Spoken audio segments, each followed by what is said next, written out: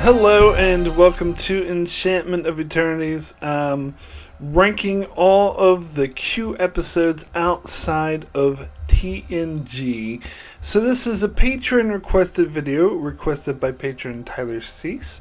Last month I did a similar video where I ranked all the Q episodes of Star Trek Next Generation. This time I am ranking all the Q episodes that are not in Star Trek The Next Generation. So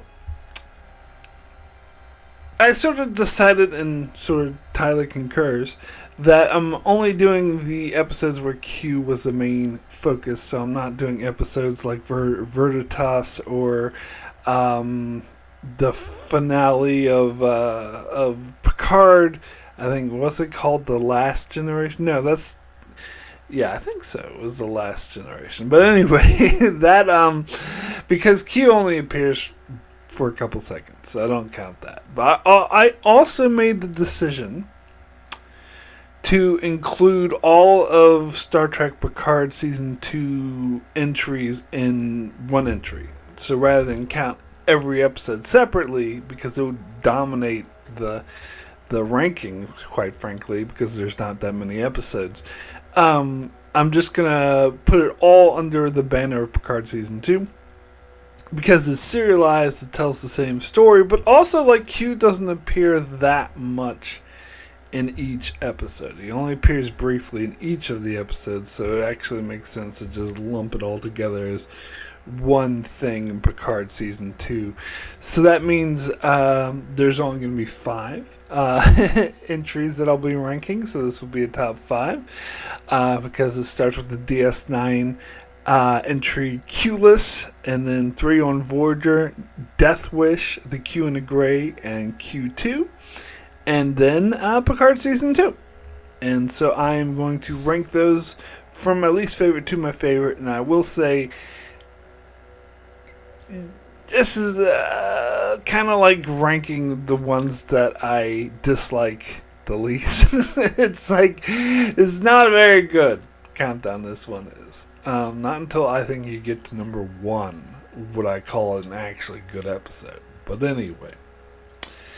So we'll start with my number 5 worst Q appearance outside of TNG. And that's, of course, Picard Season 2. Which is the worst season of all of Star Trek. It's, I also think, the worst show of all Star Trek. And Q's appearance here was nonsensical.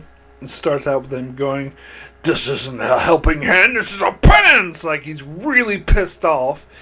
And I was like, "Oh, fuck you, Picard!" And he, like, hires, the Soong ancestor to try to run down Picard with a car and shit, and is actively trying to sabotage him. And then at the end of the show, he's like, "Oh, I just wanted you to realize the trauma you went through and face it, and so give me a big hug. I love you, man."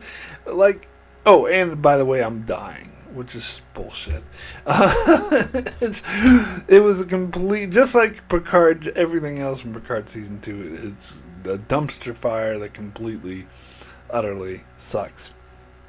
So then we'll get to number 4, the Q and the Grey, another really terrible episode that where Q is acting, misogynistic the whole episode, which I don't think really fits his character, because he's supposed to be, like, beyond caring about sexual urges, and maybe he doesn't, he just wants to procreate, but they have the gag at the end where he just touched fingers and that's all it was. But still, he's being really sexist and misogynistic throughout the whole episode. And then it uses, like, this stupid analogy with, like, American Civil War, and saying, "Oh, these are Q Civil War, and they have these weapons are actually Q weapons. We just simplified it so your puny human minds can understand it." Or more like the writers simplified it because they could, so the modern day audience would understand it. And because they're lazy. And it's just dumb. And I love Susie Plaskin, but she's kind of wasted in this episode. And they had, like, that stupid joke. Like, the jokes just don't land where she enters, and when Q is like showing Janeway a dog, and she's like, get away from that dog, and I'm not talking about the puppy. And then Q just gets up. It's so it's just so, it's just so bad. Anyway, then we'll get to my number 3, which is Q2. This is a nothing episode. This is an episode I often forget exists. I don't think it had any reason to exist other than I think they, towards the end of season 7 of Voyager, they really didn't have any ideas, and they were like, oh, because they had already ruined the show at this point, and they're like, we don't really have, any ideas. Let's just throw shit out there. Oh, we can bring back Q, and let's see how his son goes, and let's have John Delancey actually bring his son, and won't that be cool? And we can have him hang out with Egypt. And again, it's not funny. It's a cliche storyline of, the misbehaved boy learning a lesson or whatever. And granted, it also shows Q as the bad father, which is kind of funny. But it's not terrible. This one is just okay. It's an episode I often forget, and it's kind of just there. So, yeah, my number 2. My number 2 is Q-less, which is not a good episode. It's not a particularly good episode. And so, yeah, it tells you all the pull I had to go through on this list is not very good. Yeah, so the reason why I did put this, because I was kind of torn between this and Q2, which would be my number 2, because they're both mediocre.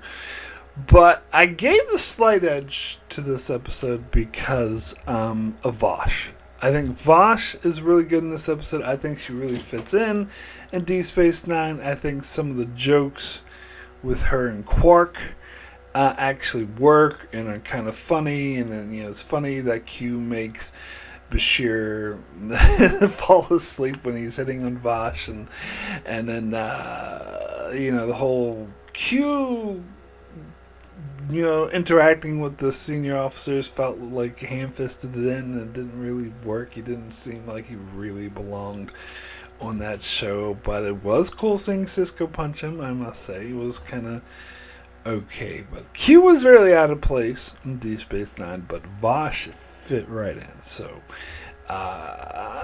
so that makes it to my number 2, even though it's not a particularly good episode. So, we'll get to my number 1, the only good episode on the list, and that is Death Wish from Voyager. I can understand why they brought Q back on Voyager, although they failed when they did. But because this is, his best and only good performance outside of The Next Generation, which is a pretty sort of deep episode about this Q trying to commit suicide and the other Q preventing him from doing so. Although I will say this is kind of contradicts earlier episodes where the Q seemed capable of killing other Q, like it's brought up in True Q that the Q can kill other Q. So if they can kill other Q, then why can't they kill themselves? I don't know. But it is an interesting episode in how there's a trial over someone fighting for his right to end his own life.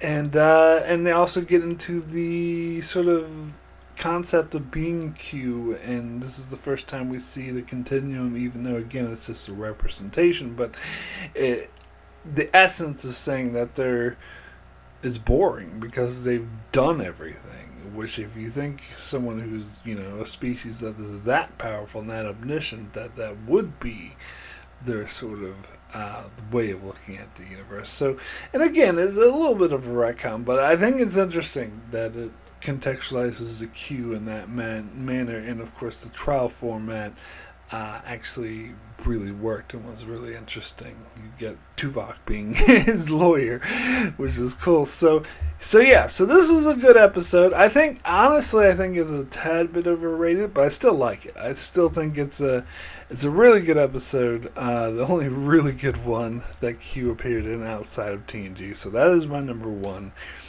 Death Wish. So that is it for my ranking all of the Q episodes. If you enjoyed this video, please be sure to check out my channel, as I do many other Star Trek videos. I'm currently going through every episode of Star Trek. I'm up to Season 1 of Voyager and Season 3 of Deep Space Nine. So if you want to check out my channel for that, it would be great. If you want to support me on Patreon, there's a link in the description below. A lot of different rewards, such as requesting videos like this, and a Patreon-only series that I do where I revisit reviews that I've already done. So, yeah, be sure to check out my channel so you can keep up with all of that. And thanks a lot for watching.